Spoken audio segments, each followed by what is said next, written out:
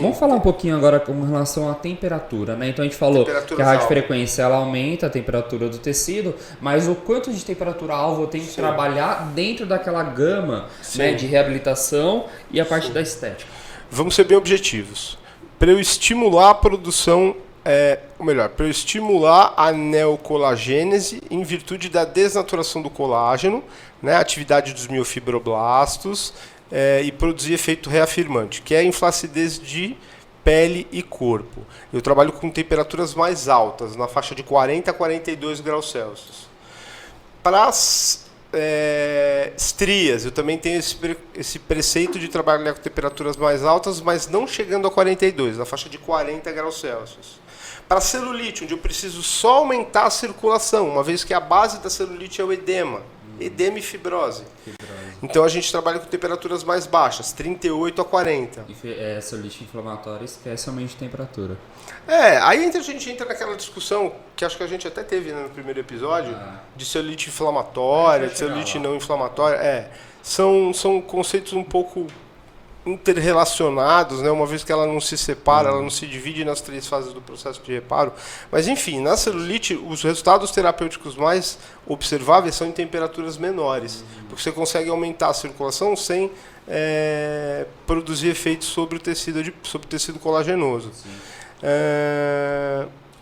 Falamos. E na gordura, temperaturas também na faixa de 38 a 40, chegando a 40 graus, para eu aumentar o consumo energético dos tecidos biológicos e aumentar a atividade oxidativa do nódulo de triglicerídeo no interior dos adipócitos. E aí ter essa ação sobre a gordura localizada.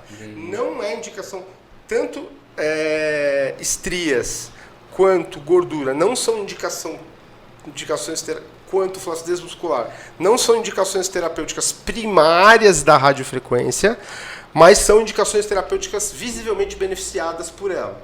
Indicações primárias, que você vê efeitos fisiológicos gritantes.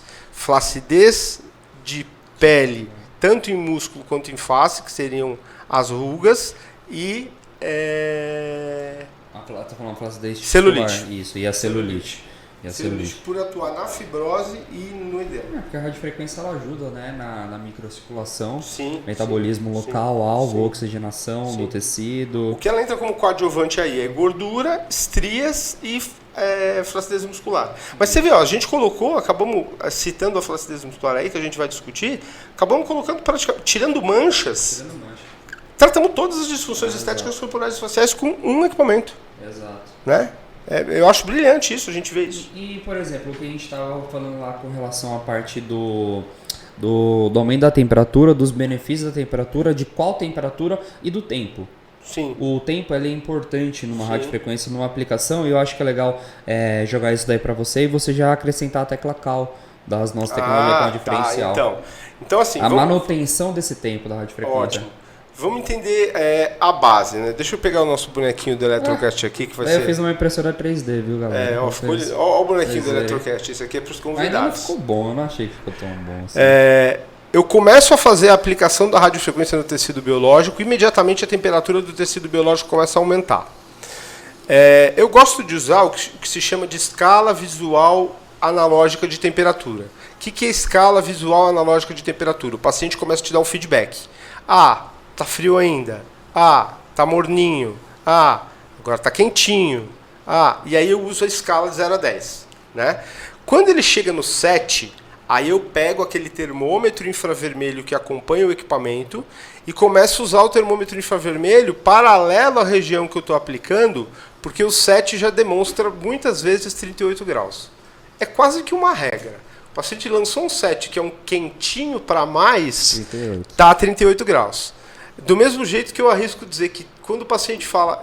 Eu fiz isso estatístico, assim, já muito engraçado. Brincadeira, não é estatístico, mas na percepção clínica, o paciente fala 8,5 a 40 graus.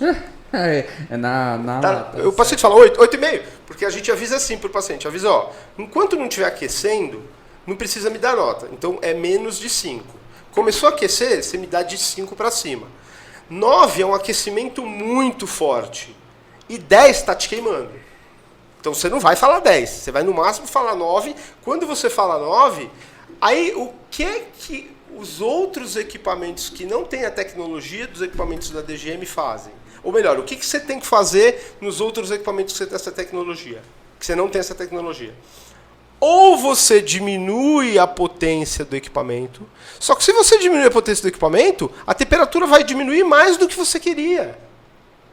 Vamos imaginar, você chegou nos 42 ali, o paciente falou 9, 9,5, você vai lá diminuir e vai cair para 36, se você não souber o quanto diminuir. Então não é preciso, como o Murilo falou no início. Outra estratégia que as pessoas usam é aumentar a velocidade do movimento, para a temperatura não aumentar tanto. Ou sair da área de tratamento. Nenhuma das três condições é adequada.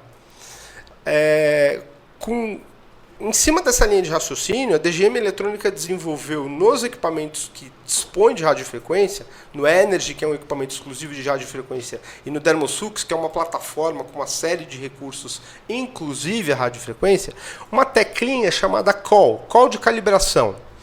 Quando você chega no teu termômetro infravermelho, você chega na temperatura alvo, que pode ser 38, pode ser 40, pode ser 42, ou eu costumo dizer que concomitante, o teu paciente fala 7, 8, 8,5. Nesse 8,5 é meio batata. Se ele lançar um 9, vai rápido. Vai lá, aperta a tecla call, que por leitura de impedância, por um acoplamento do equipamento, automaticamente ele para o aquecimento por ali, mas ele não cai a emissão de energia de forma abrupta, ao ponto de você cair a sua temperatura para níveis não terapêuticos. Ele cai um pouquinho a temperatura e estabiliza a temperatura no que você quer para aquela finalidade terapêutica. Exato. Ele derruba a potência do equipamento, detectando a bioimpedância do tecido, e aí sim ele consegue fazer esse controle da temperatura do tecido biológico quando você está aplicando a radiofrequência.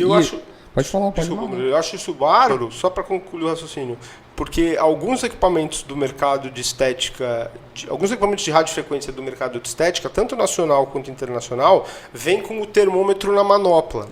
E aí eu aprendi com o engenheiro, você é um engenheiro pleno, eu tenho um engenheiro mor.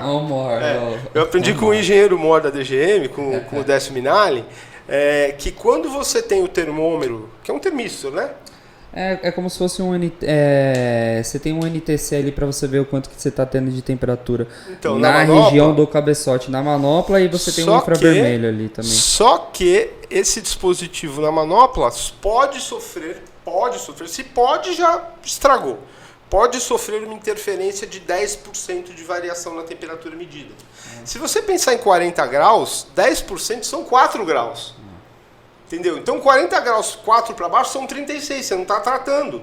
40 graus 4 para cima são 44, você está queimando. Você está próximo de queimar. Na verdade, a queimadura é a 45. Exato. E é da mesma forma que você que a gente falou, você perde a referência na aplicação. Perde então, da mesma forma que você não indico, e aí eu falo com propriedade, não indico ter um termômetro acoplado realmente por conta dessa perca de referência. Muito menos associar recursos como, por exemplo, o frio, para ele camuflar o efeito do aquecimento por causa da má formatação eletrônica numa tecnologia, onde ele gera um faiscamento. Eu falar assim, vou colocar o frio para ter um conforto na aplicação. Eu discordo 100% disso. Então, tá? Porque 200% aí eu consigo falar assim, Murilo, equipamento de radiofrequência é tudo igual. Não é igual. Não é igual. Essa tá a diferença. Primeiro, é esse botão de você conseguir fazer a manutenção da temperatura, é de você conseguir ter o controle dela, é de você ter o aquecimento do tecido, é de você não camuflar e você não gerar faiscamento. Tá? Quando você não gera faiscamento, é porque assim, tem vários formatos de geração de radiofrequência numa tecnologia. Tipo C, eu não vou entrar muito na questão disso, começa a ser muito eletrônico, mas eu vou falar do nosso equipamento. Ele tem um sistema que ele faz a detecção da bioimpedância e ele libera a radiofrequência por diferença de potencial. Ou seja, se ele tem aqui, vai dois polos, o polo positivo e negativo, ele passa a corrente, ele vê quanto está dando de resistência. Resistência é X, eu sobreponho essa resistência para quebrar essa resistência, para aí sim eu ter o poder de aquecimento efetivo e controlado. Quando eu desacoplo o tecido, normalmente ele gera um arco voltaico, que a gente fala, que é o faiscamento. Por quê? Porque ele não está lendo essa bioimpedância. Você apertou play no equipamento ou você apertou o pedal, ele vai liberar a radiofrequência como se fosse um seguidor de corrente contínua. Pessoal, isso é totalmente diferente no equipamento onde ele detecta a bioimpedância. Isso numa aplicação, quem é um pouco mais técnico vai entender o que eu estou querendo dizer. Sim. Até quem não é. Quem já fez a utilização de radiofrequência. Todo mundo já sabe que quando você tira o cabeçote da pessoa... Faísca. E o paciente sente choquinho e fala, não quero mais brincar com isso. É um desconforto. Então essa é a diferença de uma tecnologia bem projetada e nós... que projetamos e entendemos como é que funciona internamente, isso possibilita eu trazer um benefício maior, né, numa aplicação da rádio. O Eletrocast.